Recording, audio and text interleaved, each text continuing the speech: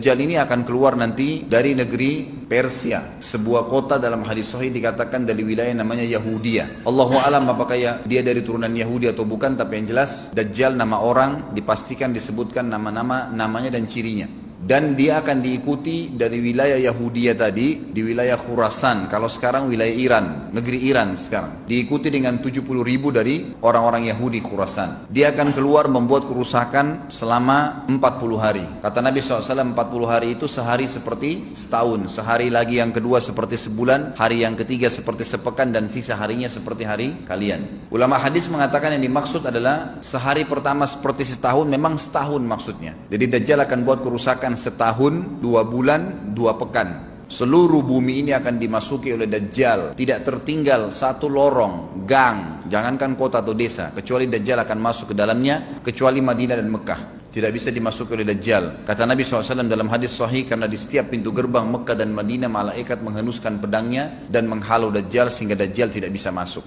Mungkin Bapak Ibu tanya, bagaimana bisa orang mau mengikuti dia? Karena dia diberikan kelebihan sama Allah SWT. Dalam hadis sahih juga disebutkan kalau dia masuk ke dalam sebuah tempat, lokasi, wilayah, dan dia mengaku sebagai Tuhan, orang-orang ikutin, maka wilayahnya jadi subur, peternakannya jadi banyak, hujan turun dari langit, tanaman-tanaman mereka jadi subur. Memang fitnah, Allah turunkan tanda-tanda hari kiamat. Kalau wilayah itu tidak beriman kepada dia sebagai Tuhan, maka jadi kering, tandus, cobaan dari Allah Subhanahu Wa Taala. Ciri-ciri Dajjal disebutkan dalam banyak hadis yang sahih adalah mata kanannya yang paling pertama rusak seperti anggur kering. Kata Nabi SAW dalam hadis sahih, ketahuilah Dajjal buta mata kanannya dan Tuhan kalian tidak buta, karena dia akan mengaku sebagai Tuhan. Kemudian dia orangnya memiliki kulit yang kehitam-hitaman serta memiliki dahi yang lebar. Setiap orang beriman bisa membaca di dahinya tertulis 3 huruf, kafara. Semua orang yang ngerti tulisan Arab, tidak ngerti tulisan Arab akan bisa tahu dan baca itu. Rambutnya keriting dan orangnya tinggi besar. Dia akan mengaku sebagai Tuhan, dan Dajjal akan diikuti kata Nabi SAW dengan pohon, dengan gunung, bergunung-gunung makanan. Allahu alam maksudnya bergunung-gunung ini seperti apa, tapi Dajjal kemungkinan besar memiliki banyak sekali persiapan yang dia akan berikan kepada wilayah-wilayah yang beriman kepadanya. Kata Nabi SAW, kalau kalian ditangkap oleh Dajjal, hadis ini, kalau kalian dengarkan Dajjal, carilah tempat yang jauh dan jangan seseorang di antara kalian berkata, imanku kuat, aku akan menghadapinya. Karena bisa saja dia mengatakan itu, ternyata pada saat ketemu dia jadi pengikutnya. Tapi kalau kalian bertemu, kokohkanlah pendirian kalian dan yakinlah Dajjal di tangan kanannya ada api dan di tangan kirinya ada lautan. Kalau kalian tertangkap, maka pilihlah yang di tangan kanannya yang api dan ucapkanlah bismillah. Pada saat kalian pun harus dilemparkan ke api itu, ketahuilah api tersebut adalah lautan yang dingin. Terbalik,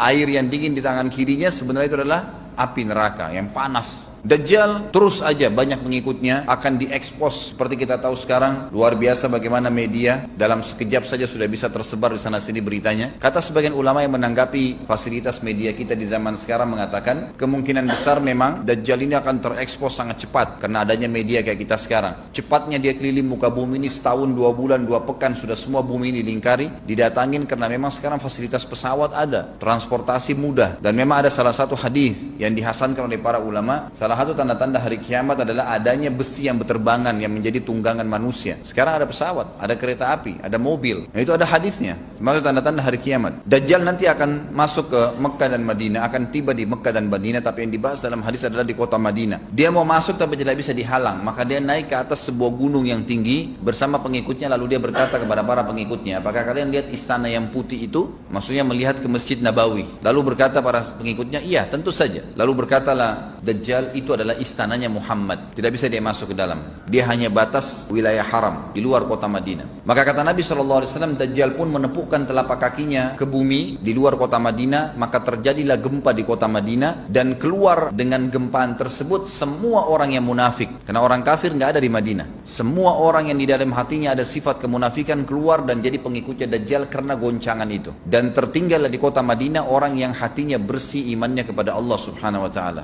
Lalu kata Nabi SAW akan keluar dari kota Madinah nanti saat satu orang anak muda dengan hikmah Allah, dia keluar dan orang ini bersih hatinya dengan keimanan, maka Dajjal pun menangkapnya. Lalu kemudian Dajjal pun mengatakan kepada anak muda tersebut, saya Tuhanmu. Anak muda itu mengatakan, kau adalah Dajjal yang telah disampaikan oleh Nabi kami Muhammad SAW. Maka dia pun mengambil gergaji, sebagian hadis lain menjelaskan alat yang tajam, lalu membelah dua anak itu. Dari kepalanya dibelah sampai ke kemaluannya, terbelah dua kiri kanan. Lalu Dajjal lewat di tengah-tengahnya sambil dilihat oleh para pengikutnya dan mereka bersorak-sorak. Lalu Dajjal mengatakan, bersatulah, bersatu kembali jasadnya. Kata Dajjal dalam hadis ini, apakah kau sudah yakin saya Tuhanmu? Anak muda itu mengatakan, saya bertambah yakin kalau kau adalah Dajjal yang disampaikan oleh Nabi SAW. Maka Dajjal pun akhirnya setelah itu tidak mampu menyentuh anak muda lagi. Anak muda itu, Allah SWT sudah selamatkan dia. Pada saat tiba di Palestina, Dajjal sendiri tidak tahu kalau ajalnya sudah dekat. Maka dia pun akhirnya berdemo di sana, menganggap dia punya sebuah kerajaan sampai di daerah Palestina, tepatnya sekarang Israel. Direbut wilayah itu oleh Israel tanpa mereka sadari. Dalil-dalil wahyu menuntun mereka ke situ. Ada sebuah kota namanya kota Babulut. Di Israel itu kota itu ada. Saya pernah lihat cuplikannya. Termasuk kota yang diidolakan di dalam negeri Israel sendiri namanya Babulut. Subhanallah, hadis menyebutkan nama Babulut. Hadis Nabi SAW dari 1400 tahun yang lalu mengatakan, nanti Dajjal akan berkumpul di sebuah wilayah namanya Babulut di Syam. Maksudnya di Palestina itu. Israel sekarang. Ada kota Babulut dan orang Yahudi sekarang lagi gencar membangun kota itu dan dianggap kota favoritnya Israel. Dajjal akan masuk ke sana dan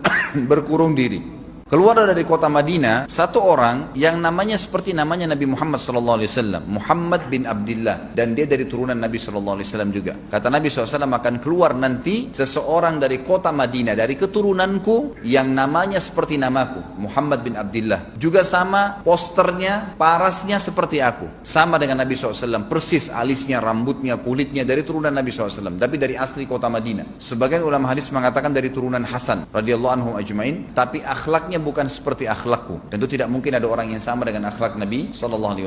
Allah mengubah dia dalam sehari semalam. Tiba-tiba berubah menjadi orang baik dalam sehari semalam. Jadi orang faham agama. Orang-orang pun akan datang kepadanya dari masyarakat Madinah berkata, engkau adalah turunan Rasulullah SAW, pimpinlah kami berperang melawan Dajjal. Engkau adalah turunan Rasulullah SAW, pimpinlah kami berperang melawan Dajjal. Maka dia pun menolak. Dia menolak awalnya, kemudian dia menuju ke Mekah diikutin dengan 300 orang pertama dari kota Madinah. Sampai di Mekah, setelah selesai dia tawaf, maka seluruh muslimin menunjuknya sambil mengatakan, engkau harus memimpin kami. Dan orang ini punya julukan Mahdi, dikenal dengan Imam Mahdi. Inilah tanda-tanda kiamat yang kedua. Setelah Dajjal keluar, buat kerusakan di muka bumi tadi selama 40 hari itu atau setahun lebih, kemudian keluarlah tanda-tanda kiamat kedua. Pada saat dia sudah tiba di kota Babulut di Israel, keluarlah si Mahdi ini. Pada saat dia tiba di Mekah, dibaiatlah oleh banyak kaum muslimin, tidak disebutkan jumlah pasukannya, maka terbentuklah pasukan jihad yang mengejar Dajjal menuju ke Palestina. Tanda-tanda kiamat besar yang ketiga adalah pada saat pasukan Imam Mahdi dengan pasukan jihad itu tiba di Darul Bayda namanya, kota putih yang ada menara putihnya, dan itu sekarang di negeri Syam, tepatnya di Damaskus, ibu kota Syria. Hadis menyebutkan di menara itulah, di masjid itulah Imam Mahdi mampir sholat asar bersama pasukannya. Pada saat itulah datang tanda-tanda kiamat besar yang ketiga, yaitu turunnya Nabi Isa alaihissalam. Kata Nabi SAW dalam hadis Bukhari, hadis Muslim, hadis Sahih semuanya, dikatakan Isa alaihissalam akan turun sambil memegang kedua sayapnya malaikat, dan dari rambutnya yang basah meneteskan air, dan semua muslimin waktu itu menyaksikan. Dan ini wahyu, penyampaian, pasti terjadi. Maka dia pun turun, lalu kemudian dia masuk, dan orang-orang pada saat itu mengenalnya kalau dia adalah Isa, dan mereka sudah tahu ini masanya turunnya, keluarnya Dajjal. Mahdi sudah ada, mereka tahu akan turun Isa, sudah ada informasi seperti saya sampaikan ke Bapak Ibu sekarang, itu multi muslimin di zaman itu sudah tahu semua.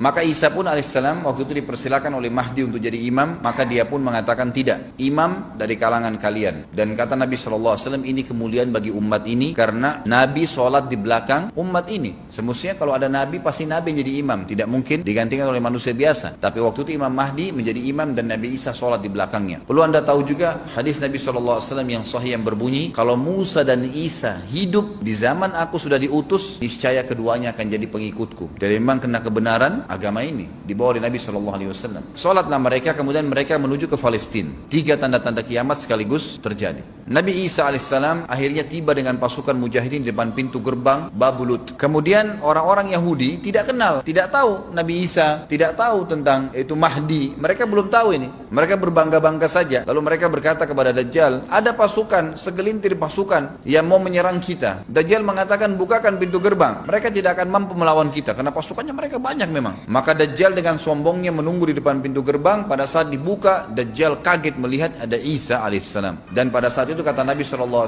Dajjal faham kalau sudah tiba ajalnya. Begitu melihat Isa alaihissalam, dia lari dan badannya sambil meleleh di depan para pengikutnya. Lalu Isa alaihissalam mengejarnya, mengatakan, wahai musuh Allah, saatnya kau akan menemui ajalmu. Ditusuklah dengan tombak emas di antara 2 matanya, maksudnya di dahinya, ditusuk oleh Isa alaihissalam dan matilah Dajjal.